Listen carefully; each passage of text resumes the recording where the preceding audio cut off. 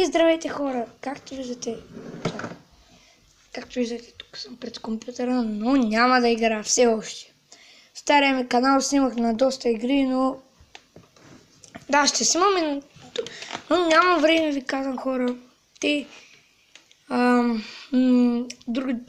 други неща ви кажа.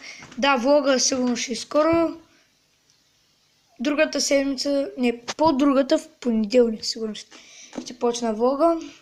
И вече почвам игрите няма да ги играя с клавиатура, а с този джойстик.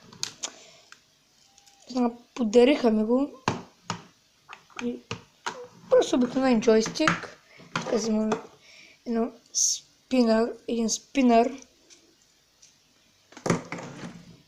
И както виждате, една кола. Да, се изпи.